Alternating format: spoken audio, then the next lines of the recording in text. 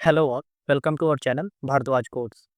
पिछले पार्ट में हमने देखा था कि डायरेक्टिव क्या होता है और इसका हम यूज कहाँ-कहाँ पे करते हैं, इसके टाइप्स क्या होते हैं और थोड़ा बहुत हमने इसके टाइप्स के अंदर की चीज़ें भी देखी थी। इस पार्ट में हम जट इसके टाइप्स को डिटेल में पढ़ेंगे। तो सबसे पहले इस पार्ट में हम पढ़ेंगे स्ट्रक्चरल डायरेक्टिव के बारे में कि आखिर में वो क्या होता है, ठीक है?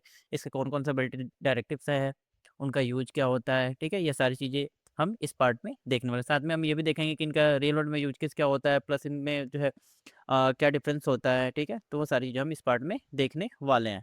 तो एक काम करता हूँ, अपने प्रोजेक्ट फ़ोल्डर में चलते हैं और यहाँ पे मैं एक काम करता हूँ सीएमडी टाइप करके और एक नया प्रोजेक्ट एंगुलर का बना लेता हूँ।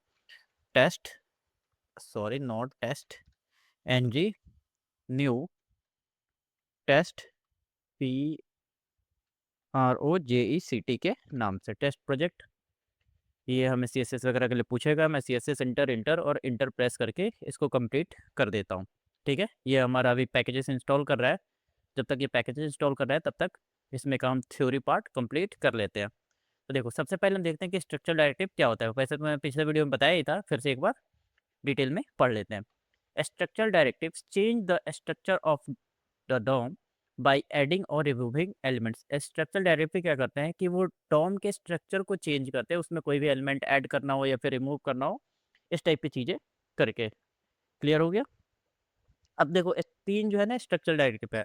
कौन-कौन से हैं? एनजी जिसको आप एड्रेटिव करके पढ़ा था आप लोगों ने, ठीक है? उसके बाद एड्रेट 4 या फिर एनजी 4 और एनजी स्विच, और हमने इसको जो है न्यू वाला जो वर्ज़न था वो एड्रेट स्विच करके भी पढ़ा हुआ था, ठीक है? ये जो एनजी इफ है, एनजी 4 है, एनजी स्विच है, ये क्या होता था पुराने एंगुलर में यूज़ होता था। अभी नए वाले में भी यूज़ होता है ना? उसके लिए हमें कॉमन मॉड्यूल को इम्पोर्ट करना पड़ता है। लेकिन नए वाले में हम एड्रेट इफ वाला जो तरीका है वही हम ज़्यादा यूज़ करते हैं, एड्रेट इफ, एड्रेट 4 और एड्रेट स्विच करके। तो पुराने वाले तरीकों को भी देख लेंगे, है ना?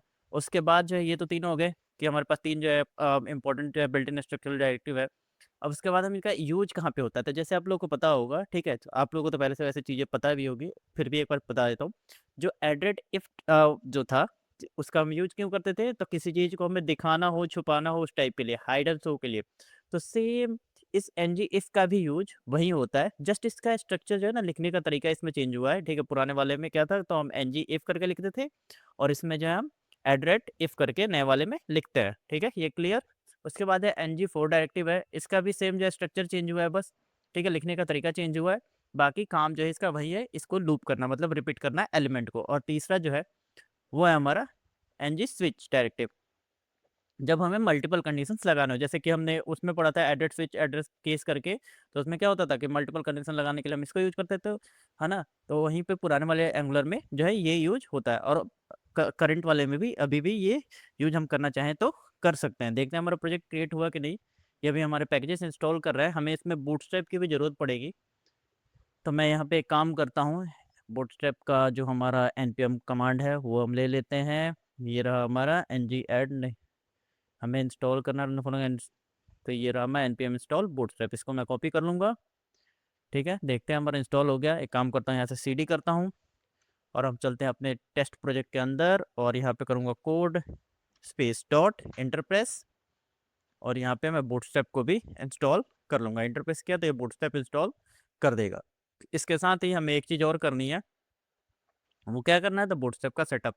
तो सेटअप के लिए मैं सिंपली क्या करता हूँ, इस फाइल को कॉपी कर लेता हूँ यहाँ से, ठीक है? ये कोड हमें कहाँ पेस्ट करना है तो angular.json फाइल के अंदर, ठीक है? तो angular.json में चलते हैं। ये रहा हमारा angular.json, यहाँ पे ये रहा, इससे हम इसको रिप्लेस कर देंगे तो हमारा हो जाएगा। ये हमारा पेस्ट करके सेव कर दिया और इधर हमारा बूटस्ट्रैप भी सक्सेसफुली इंस्टॉल हो गया। अब प्रोजेक्ट को स्टार्ट कर देता हूँ, ठीक है? ये हमारा प्रोजेक्ट स्टार्ट हो गया,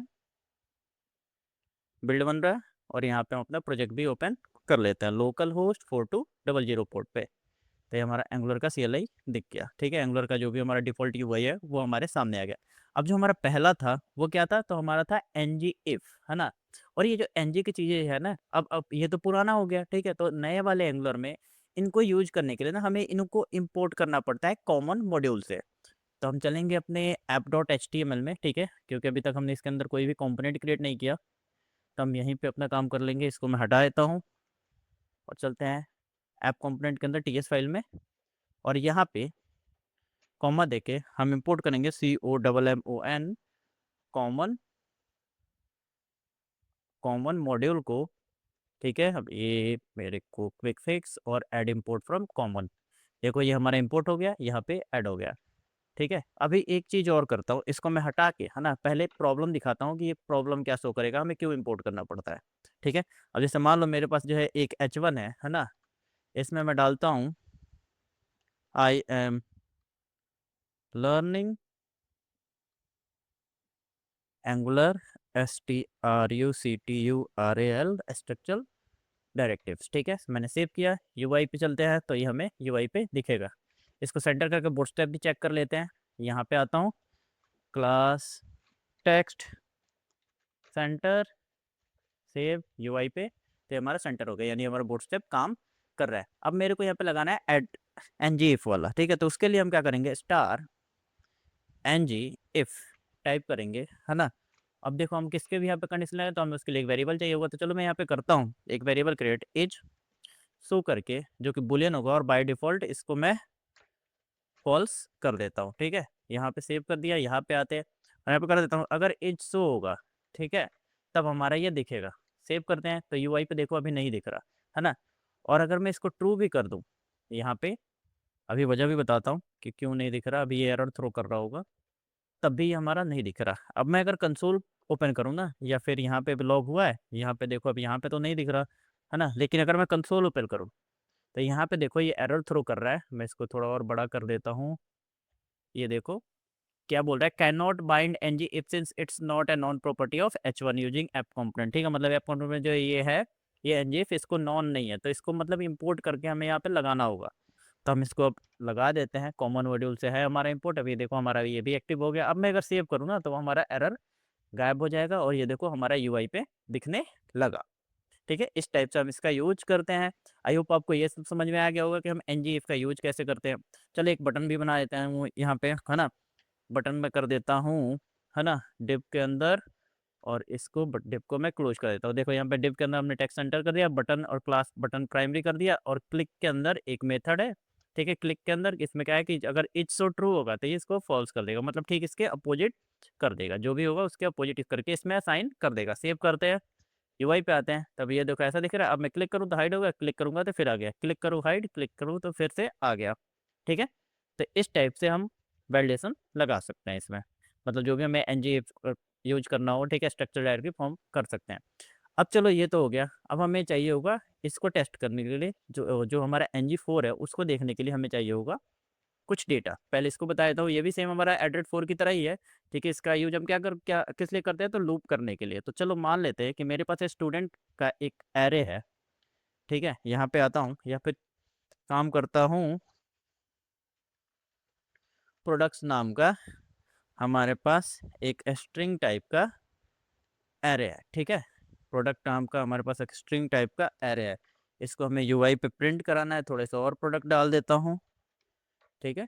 ये हमारे पास एक एरे है। तो अगर हमें इसको यूआई पे प्रिंट कराना हो, है ना, यूआई पे प्रिंट कराना हो, तो अब मैं अगर इसको इंटरपोलेशन का यूज करता हूँ, चलो ये रहा हमारा, यहाँ पे इसी के अंदर चला देते हैं, ठीक है। यहाँ पे मैं यूएल पहले ही काम करता हूँ पी का यूज करके, और यहाँ पे इसको इंटरपोलेशन का यूज करके दिखाता हूँ कि कैसा दिख रहा है। प्रोडक्ट्स सेव करते हैं, ठीक है। यूआई पे आते हैं तो ये देखो हमारा ऐसे अभी दिख रहा है, ठीक है। ऐसे अभी दिख रहा है, कहना ये हमारा एरे है तो अभी ऐसा दिख रहा है। अभी देखो हमने यहाँ पे कुछ भी ऐड नहीं किया हुआ है, ज्वाइन वगैरह, बट हमारा ये ऐसे दिख रहा है।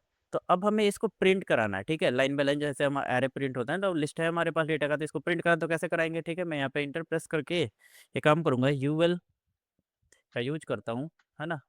और एल के अंदर अब हम क्या करेंगे कि इसमें लूप चलाएंगे, ठीक है। अगर मैं यहाँ पे लूप, अब वो कैसे चलाएंगे, तो यहाँ पे हमें करना होगा स्टार ng4, और ng4 करके लेट प्रोडक्ट्स ऑफ प्रोडक्ट्स, ठीक है। फोर लूप कैसे चलता है, प्रोडक्ट्स ऑफ प्रोडक्ट्स करके, ठीक है, मतलब आइटम ऑफ आइटम उस तरह से चलता है। तो ये हमारा आ गया यहाँ पे, और इसमें हम प्रोडक्ट को डाल देंगे, प्रोडक्ट हमारा जो भी आएगा उसको हम डाल देंगे, सिंपल। सेव किया है, ये देखो हमारा पूरा आइटम यहाँ पे प्रिंट हो गया। यहाँ पे अगर हमें नंबरिंग भी दिखानी हो तो हम यहाँ पे कर सकते हैं, ठीक है। यहाँ पे मैं कर देता हूँ कि यहाँ पे हमें इंडेक्स लेना होगा, तो इंडेक्स लेने के लिए हम क्या करेंगे, इंडेक्स एज आई कर देता हूँ और यहाँ पे i+1 कर देंगे। सेव किया तो यूआई पे देखो हमारा इंडेक्स भी आ गया, बट यहाँ पे हम लिस्ट दे ही रहे हैं, यहाँ पे कर देता हूँ, सॉरी नॉट हियर। अगर हम इस वहाँ पे लिस्ट ना देना चाहें तो हम यहाँ पे भी दे सकते हैं, ऑर्डर लिस्ट OL कर देता हूँ, ठीक है। और इसको मैं हटा देता हूँ, इसकी हमें ज़रूरत अब नहीं है। सेव करूँ तो ये देखो हमारा लिस्ट भी आ गया। इसको टेक्स्ट सेंटर यहाँ से हटा दें तो ये हमारा लेफ्ट साइड में चला जाएगा। सेव तो ये देखो हमारा परफेक्टली दिख गया, ठीक है। आई होप आपको ये भी समझ में आ गया कि हम NG4 का यूज कैसे करते हैं। अब नेक्स्ट जो है हमारा वो है NG स्विच। NG स्विच का यूज क्या होता है, तो अगर हमें मल्टीपल कंडीशंस लगाने हो तब हम इसका यूज करते हैं। तो एक काम करता हूँ, इस ये जो बटन है, ठीक है, ये हमारा डिव है ना, तो इसमें मैं डाल देता हूँ स्टार NG इफ, ठीक है। अगर इससे होगा तभी ये दिखेगा। अब इसको मैं टॉगल करूँ तो ये गायब हो गया और ये हमारा बटन भी गायब हो, क्यों, क्योंकि हमारा बटन इसी डिव के अंदर है, तो हमें बटन उठा के बाहर करना पड़ेगा। कॉपी एंड पेस्ट, ठीक है। अब ठीक है, एक चीज़ और, इसको मैं कर देता हूँ फॉल्स, ताकि ये स्पेस हमारा कवर ना करे, ठीक है। अब जब दिखाना होगा तो हम टॉगल कर सकते हैं। ये हमारा हो गया। अब हमारे पास है NG स्विच। NG स्विच का यूज हम कैसे कर सकते हैं, तो उसके लिए मैं एक काम करता हूँ, एक वेरिएबल और क्रिएट करता हूँ। जैसे मान लो मैं करता हूँ रोल नाम से, ठीक है, जिसमें जो कि स्ट्रिंग टाइप का होगा और बाय डिफ़ॉल्ट इसमें हम एडमिन डाल देते हैं। अब यहाँ पे जैसे मान लो मेरे पास क्या है कि कुछ जो है मेरे को कुछ ऐसे डेटा है जो कि मेरे को रोल के बिहाफ पे दिखा रहे हैं। जैसे मान लो अगर मेरे को दिखाना है कि अगर एडमिन हो तो दिखे आई एम एडमिन, अगर यूज़र हो तो दिखे आई एम यूज़र, अगर मैनेजर हो तो दिखे आई एम मैनेजर, है ना।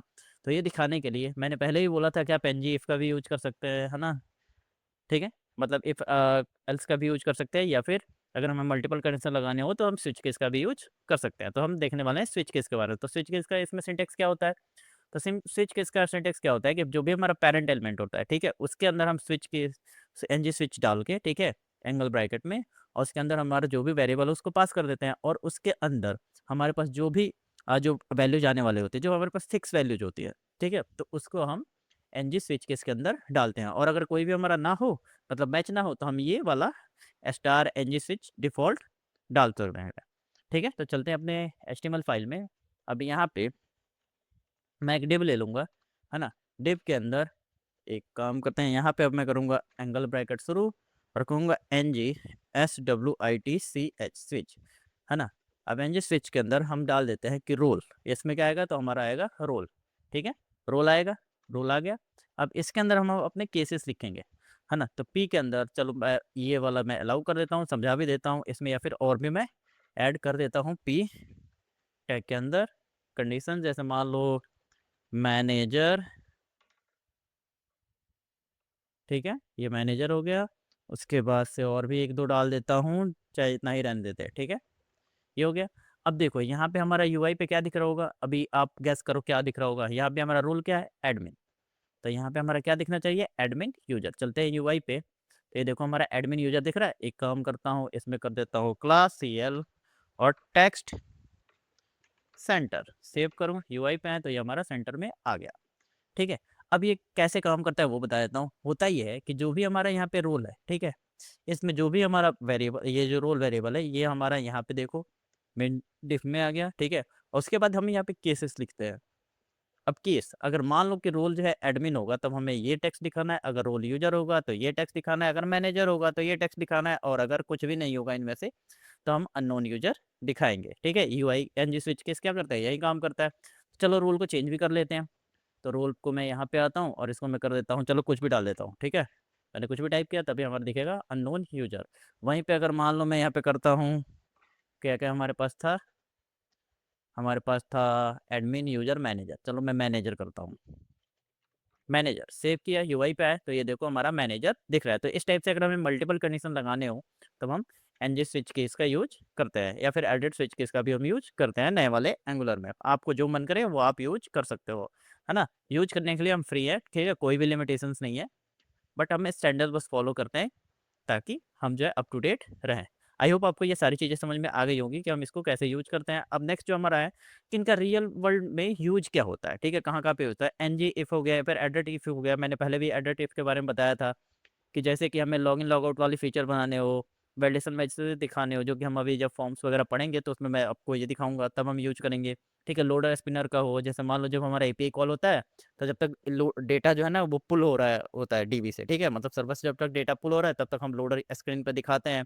ठीक है, और जैसे हमारा पुल हो जाता है तो फिर उसके बाद हम लोडर दिखाना बंद करते हैं, उस केस में हम यूज करते हैं। और NG4 हो गया या फिर एड्रेट 4 हो गया, तो यानी कि लूप का यूज हम कहाँ पे करते हैं, तो जैसे हमें आइटम्स दिखाने हो लिस्ट में, जैसे कि प्रोडक्ट का लिस्ट हो गया, स्टूडेंट का लिस्ट हो गया, कमेंट सेक्शंस हो गए, ठीक है, तो उस टाइप के हम रिपीटेटिव लिस्ट के लिए, है ना, हम NG4 या फिर एड्रेट 4 का यूज करते हैं। अब आगे बढ़ते हैं, NG स्विच, है ना, तो रोल बेस्ड डैशबोर्ड दिखाना हो, ऑर्डर स्टेटस दिखाना हो, पेमेंट स्टेटस दिखाना हो, मतलब जहाँ पे हमें मल्टीपल कंडीशंस लगाने हो, तो उस टाइम पे उस जगह पे हम NG स्विच, है ना, या फिर एड्रेट स्विच के इसका यूज करते हैं। ये सारी चीज़ें क्लियर हो गई। अब आगे बढ़ते हैं, कॉमन मिस्टेक्स ऐसे क्या क्या है जो कि हमें नहीं करने चाहिए। ठीक है, तो कॉमन मिस्टेक क्या क्या है, तो ये देख लो। कॉमन मिस्टेक्स जो है, जैसे कि अगर हम जब भी मान लो ये पुराने वाले इन चीज़ों का यूज कर रहे हैं NG वालों का, तो हमें कॉमन मॉड्यूल को इंपोर्ट करना पड़ता है बाय डिफ़ॉल्ट। जैसे मैंने स्टार्टिंग में ही दिखाया था कि अगर हम इंपोर्ट ना करें तो क्या होता है, यूआई पे हमें कुछ नहीं दिखता, टर्मिनल में हमें कुछ नहीं दिखता, लेकिन कंसोल में एरर थ्रो करता है कि भाई साहब ये अननोन प्रॉपर्टी है। ठीक है, उसके बाद सिंटैक्स का, ठीक है, तो सिंटैक्स पे हमें ध्यान रखना है। ठीक है, उसके बाद मल्टीपल स्ट्रक्चर डायरेक्टिव जो है हमें एक साथ नहीं लगाना है। ठीक है, चलो ये भी लगा के चेक करा देता हूँ कि ये क्या इशू है। अब जैसे देख लो, यहाँ पे हमने क्या किया, NG स्विच का यूज किया, ठीक है, या फिर चलो ये रहा ना, और यहाँ पे मैं करता हूँ एक चीज और, स्टार NG इफ इशू होता है तब। ठीक है, सेव किया, तो अब आएंगे तो ये देखो क्या बोल रहा है, property implicit does not ignore type of neighbour, ठीक है, ये एरर थ्रो कर रहा है। ठीक है, मल्टीपल हमें नहीं लगाने हैं। ठीक है, समझ गए। तो इस टाइप की इशू जो है हमें क्रिएट नहीं करना है कि हम मल्टीपल लगा दें फिर उसके बाद से पता नहीं चले कि भाई एरर क्यों आ रहा है। तो आई होप आपको ये सारी चीज़ें क्लियर हो गई होंगी। उसके बाद से अब चलो देख लेते हैं कि इन लोगों में जो है ना डिफरेंस क्या क्या है। ठीक है, जैसे कि यहाँ पे मैंने एग्जांपल भी दे रखा है, आप लोग देख लेना। ठीक है, पॉज करके अब देखते हैं इसमें NG इफ में क्या है। ठीक है, तो पर्पस इसका क्या होता है, तो शो एंड हाइड के लिए यूज करते हैं। ठीक है, जैसे कि ऐड और रिमूव करना हो an element from the DOM. NG4 repeat list के लिए, मतलब कोई भी हमें जो एलिमेंट को रिपीट करना हो तब हम उस टाइम पे इसका यूज करते हैं। और NG स्विच का यूज कब करते हैं, जब हमें मल्टीपल कंडीशंस लगाने हो तब हम इसका यूज करते हैं। आई होप आपको ये सारी चीज़ें समझ में आ गई होंगी कि ये जो है स्ट्रक्चरल डायरेक्टिव क्या होता है, कैसे काम करता है। ठीक है, पुराने वाले स्ट्रक्चरल डायरेक्टिव कौन-कौन से थे, नए वाले स्ट्रक्चरल डायरेक्टिव मैं आप लोगों को ऑलरेडी पढ़ा चुका हूँ, है ना? तो उसका भी हमने प्रैक्टिस अब हम जो भी प्रोजेक्ट्स बनाएँगे उसमें हम यूज़ करने ही वाले हैं। तो हम दोनों का यूज़ करेंगे मिक्स में, ताकि आप लोगों को कोई कन्फ्यूजन ना हो और सारी चीज़ें जो है आपके हैंड में रहे। आप लोग की सारी चीज़ें जो है प्रैक्टिस हो पाए। वीडियो पसंद आया हो तो लाइक, शेयर और सब्सक्राइब जरूर करें। फ्यूचर अपडेट्स के लिए बेल आइकन जरूर दबाएं। मिलते हैं अगले वीडियो में। Thank you.